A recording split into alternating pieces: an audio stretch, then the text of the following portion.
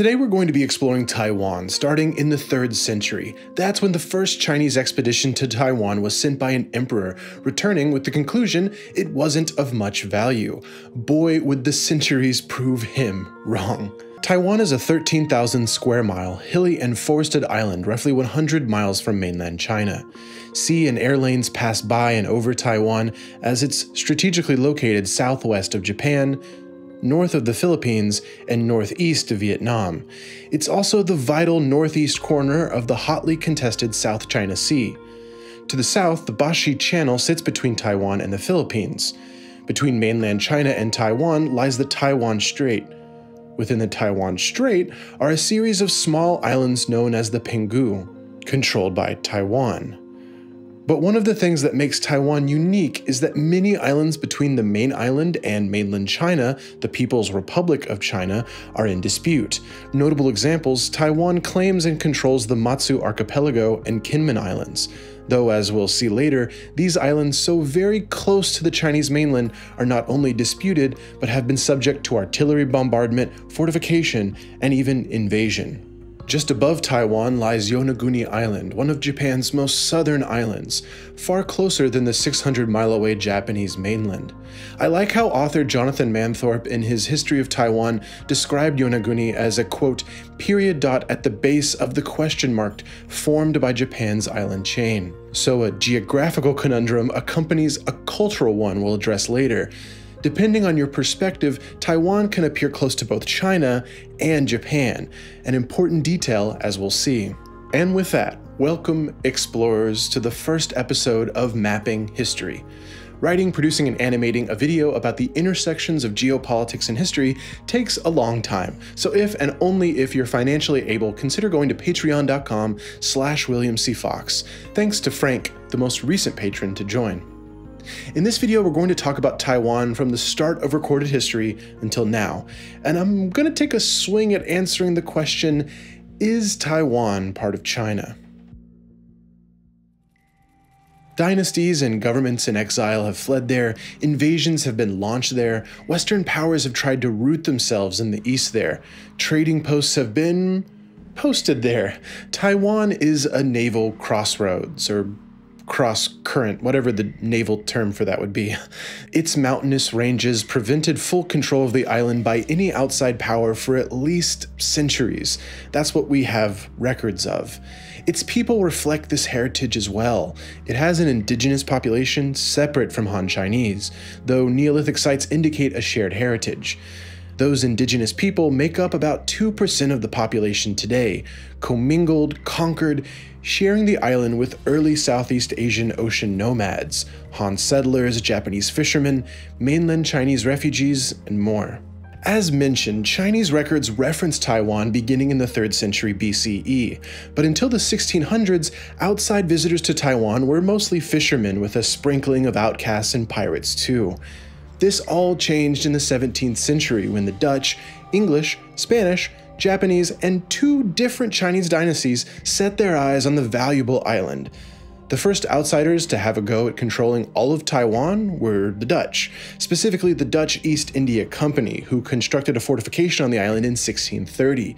They estimated just 1,000 Han Chinese were living on the island at that time, who had settled alongside indigenous people in the preceding centuries. This number would increase rapidly after 1644, as the collapse of the Ming dynasty to the Qing dynasty on the Chinese mainland sent refugees over the Taiwan Strait. Zheng, a holdout leader of the Ming forces, was able to keep territory in southeast China until 1662, but then was forced by the Qing to retreat off the mainland. As a last resort, he laid siege to the Dutch-controlled Taiwan, succeeding in taking the island from the Europeans and establishing mainland Chinese control over Taiwan for the first time. Ming control of Taiwan lasted 20 years until 1683, when the Qing dynasty finally left the mainland and conquered Taiwan. Taiwan was now an integrated part of mainland China. To date, the Qing rule over Taiwan was longer than any other power that had or would come to rule over the island, over 200 uninterrupted years. And this is a critical period for understanding the fluctuating national identity of the Taiwanese. It is during this period when some identity with the mainland was able to develop. That's going to be important when looking at three other periods. First, the Japanese occupation of Taiwan. Second, the end of the Chinese Civil War. And third, the modern day. Let's start with the Japanese. During the First Sino-Japanese War in 1894 between China's Qing dynasty and Japan, the surgent Japanese had eyes for many Qing possessions, including Taiwan. The war demonstrated the weakness of the Qing, which was forced to sue for peace in 1895. And in the Treaty of Shimonoseki, the Qing dynasty ceded Taiwan to Japan. Now, I'm just going to spoil it here so we can have a productive conversation about this period in Taiwan's history. The Japanese held control of Taiwan from 1895 until their World War II surrender to the US and Allied powers in 1945. 1895 to 1945. That means that during a 50-year period in relatively recent history, Taiwan was controlled not by the Chinese, not by imperial Western powers, but by an imperial Eastern power, Japan. Something that left a distinct mark on the island and the identity of its inhabitants, a mark which the Taiwanese debate and define to this day. When the Republican Chinese government arrived in Taiwan after World War II, they found a people who could speak Japanese, dress Japanese, culturally looked like the enemy that had ravaged mainland China in the war. But how did the people of Taiwan come to see themselves during this period? Upon acquisition of Taiwan in 1895, Japanese political leaders were faced with a 5-month war of resistance and once concluded a Taiwan in difficult circumstances, the ravages of war, disease, ethnic tensions. To deal with this, the Japanese chose harsh governing policies and coupled that with repressive cultural policies. They had foreign governors and they forced Japanese culture onto the inhabitants. The Japanese felt a paternal superiority to their colonists, forcing people to speak Japanese, take Japanese names, and wear kimonos and other traditional garb. But here's the rub. Economic development came under the Japanese as well. Agricultural exports were expanded with new farming practices and subsidies, then diverted from their previous destinations on mainland China to Japan. They brought education reform and new schools, banking, currency, taxed previously untaxed land for use in expanded postal, energy, information, and road infrastructure. The colonizers invested in public health, disease treatments, hospitals, a medical university. There's a solid rundown of all this in Murray Rubinstein's Taiwan: A New History listed in the description. Before we get to World War II, an important change in mainland China. In 1912, the Qing dynasty, the dynasty which ceded Taiwan to the Japanese, was replaced by the Republic of China, the ROC. During the Second World War, allies like FDR and Churchill would come to see the Republic of China and its leader Chiang Kai-shek not only as the rightful government of mainland China, but of Taiwan as well.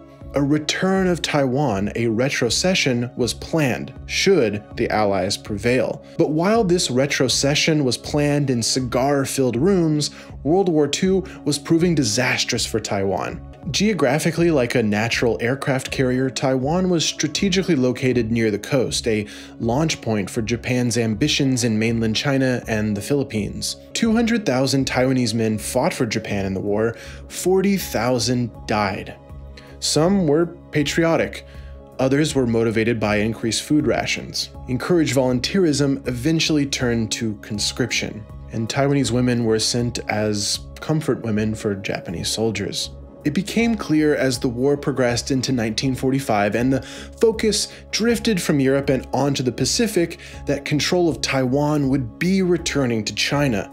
The Cairo Declaration, produced when Chiang Kai-shek met with FDR and Churchill, proclaimed, quote, "All the territories Japan has stolen from the Chinese, such as Manchuria, Formosa, that's Taiwan, and the Pescadores, shall be restored to the Republic of China." In August of 1945, Japan's unconditional surrender went into effect, and the Cairo Declaration's implementation began. Taiwan would be part of China once more. In October 1945, Chiang Kai-shek's Republic of China ended Japanese colonial rule and instituted a new governing structure for Taiwan. While there was excitement about the end of colonial rule, the young and unprofessional Republic of China soldiers that came to replace the Japanese soldiers foreshadowed the difficulty of ROC governance. In a documentary I watched on this, one guy described it as, quote, "The dog leaves, but the pig comes." We're flirting with dangerous territory here, but just imagine a normal person looking at the previous group, the harsh Japanese, and then the new and corrupt Republic of China.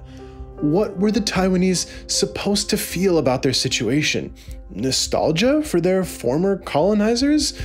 Things were uncomfortable. And strangely, Taiwan was ahead of the mainland, which came to rule over it.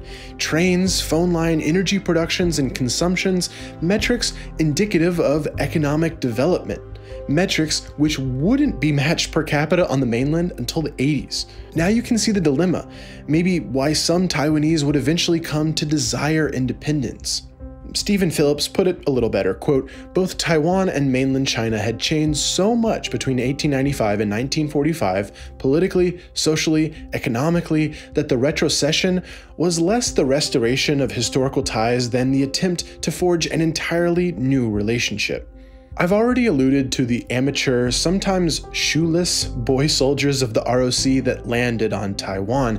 They acted like conquerors of a foreign people, looting, supplemented their poor pay with stolen property from Taiwanese homes.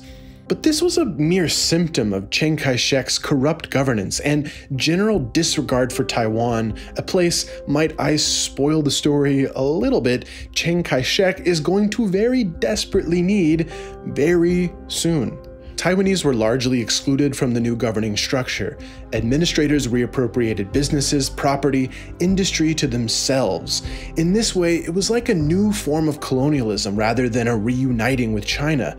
Ordinary Taiwanese started going hungry and getting sick. Every source I read in preparation for this video spends time talking about just how bad, corrupt, incompetent, cruel, indifferent to suffering the ROC officials were. Even the US State Department would come to recognize the problems internally, but critically, the US didn't stop helping Chiang Kai-shek because on the mainland, standing opposite of Chiang Kai-shek were Mao's communists. So every source mentions the Mao governance.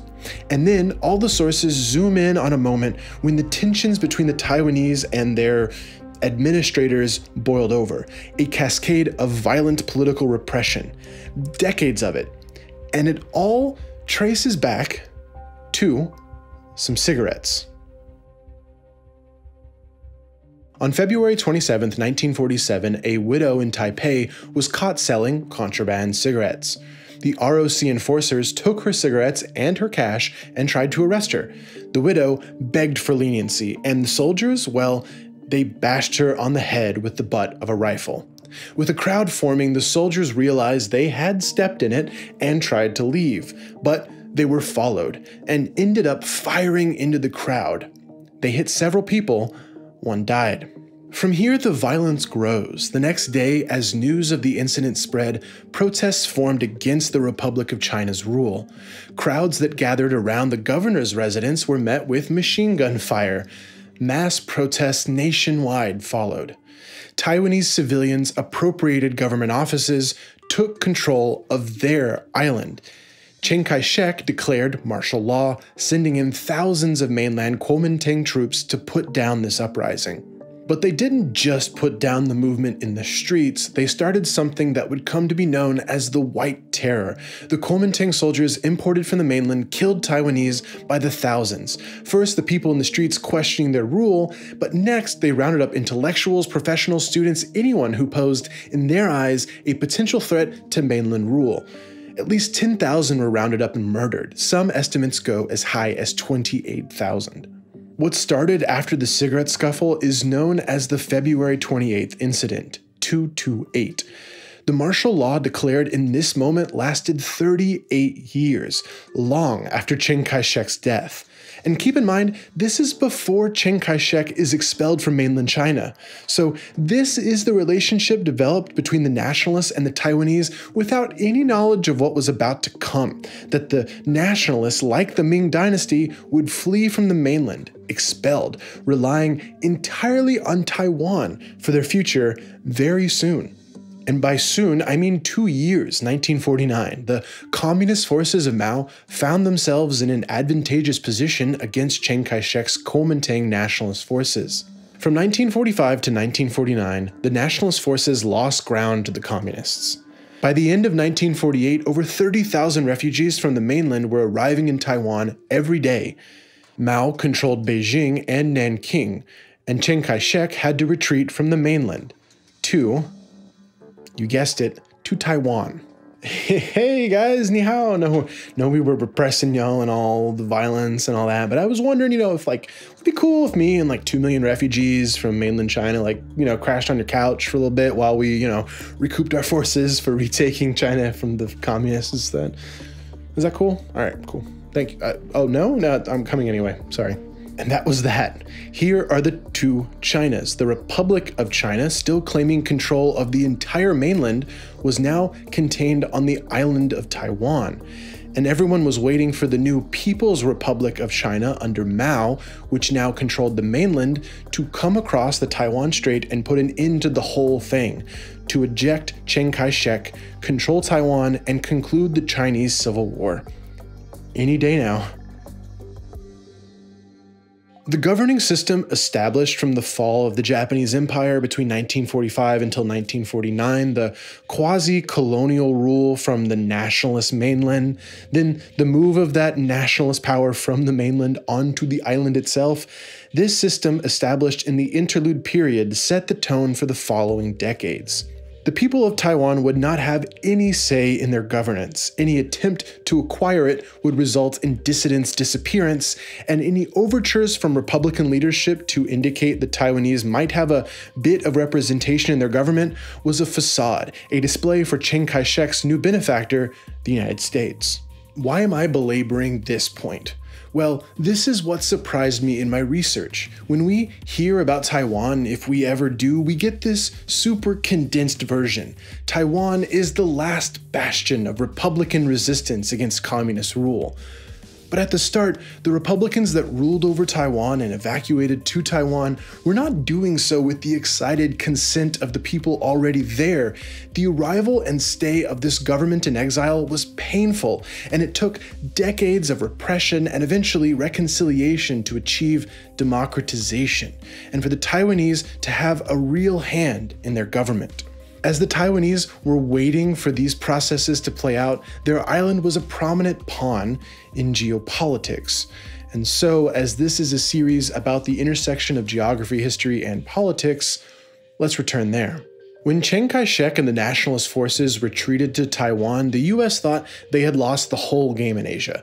Mainland China was gone, and the USSR would have an ally in Mao. A new, huge communist power was on the map. The moment Chiang Kai-shek retreated to Taiwan, the US counted him out completely. But Chiang Kai-shek, though he seemed clearly down for the count, took an aggressive posture, one of temporary exile on Taiwan. This was a tactical retreat. It would be a regrouping of nationalist forces, which would eventually lead to the Republic of China retaking the mainland with Taiwan as a base of operations.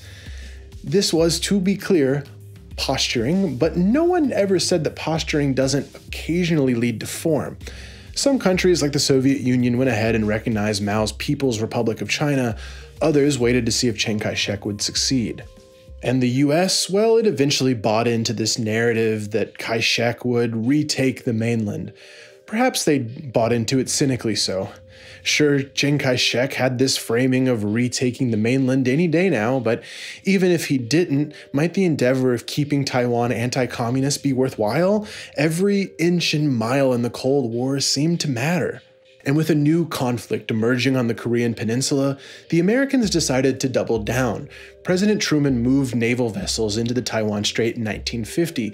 It was meant to stop Mao's forces from taking Taiwan while the US was preoccupied with the Korean War.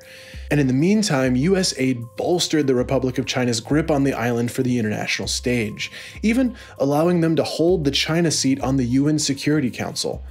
And the government's land reforms, forcing large landowners to sell to small farmers in exchange for government industries, well, that set the stage for economic expansion domestically. Despite the rhetoric of retaking the mainland, a status quo was emerging. After the Korean conflict ended in a stalemate, preventing Mao from having an American force directly on his border, Mao set two goals. First, to take the China seat on the UN Security Council, and two, to fight Chiang Kai-shek's rule indirectly by retaking islands between the mainland and Taiwan. Shelling of offshore islands began in the summer of 1954, and People's Republic of China soldiers actually landed on the Dakin Islands. The conflict was heating up. President Eisenhower even publicly floated the use of nuclear weapons on mainland China during this period, but eventually decided to restrain US involvement. Mainland shelling of various Taiwanese-controlled islands would continue on occasion all the way through 1979. In the early 60s, President Kennedy saw the status quo of these two Chinas as ridiculous, particularly having Chiang's ROC holding the China seat on the Security Council. But it wasn't until 1971, during the Nixon administration, that the US approach to China relations transformed rather fundamentally. Nixon saw past the bipolar world of the rivalrous US and Soviet Union. What Nixon foresaw was a world with somewhat cooled and stable relations between the US and Soviets, but with new, relevant, rising players on the geopolitical board: Europe, Japan, mainland China. He wrote, quote, "We simply cannot leave China forever outside the family of nations." What this meant in effect was that the United States needed to accept reality. Taiwan's government was Taiwan's government, not mainland China's government. Its name, Republic of China, was a misnomer, and the sooner the US accepted this reality, the sooner it could normalize relations with mainland China and engage with an emerging power on the world stage. Nixon had designs for this during his run for the White House in 1968, and his ambition became fruition in 1971. In that year, the US supported the People's Republic of China in taking the China seat in the UN Security Council. The Republic of China, Taiwan, was ejected completely from the UN.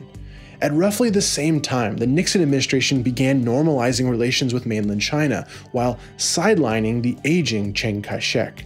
The 70s were a turning point for Taiwan, the end of an era.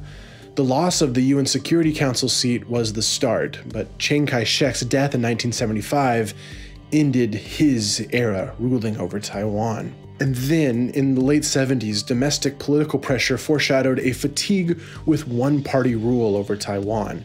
A new period of Taiwanese democratization was on the way. You see, when the nationalist forces, the Kuomintang, retreated from the mainland and set up a government in exile in Taiwan, they kept the governing structure that they had on the mainland. Even though in reality they were governing an island, they postured that they would take the mainland again soon, and so maintained this shadow mainland government structure and mostly disincluded the Taiwanese. After they retook the mainland, Taiwan would be a county of a province of China, so why should the Taiwanese enjoy outsized representation in a government for all of China? This was obviously silly, and over the years it became increasingly clear that this was a rationale, a justification to maintain one-party Kuomintang rule over Taiwan, but the pressure increased to make change. At some point, the people of Taiwan, that is to say, the indigenous people and the Han Chinese who lived on the island before the end of the Civil War, would need to be involved in their own governance. There are four groups here: the indigenous, the Han Chinese that lived on the island before, the soldiers and families and their offspring that arrived or were born on the island after the Civil War, and the Kuomintang political establishment that ruled with an iron fist. These four would have to figure it out, develop a new system. At a minimum, it was becoming clear that the one-party rule was bizarre for a so-called Republican bastion. As Chiang Kai-shek's health faded, his son, Chiang Ching-kuo, increasingly took on the responsibility of governance.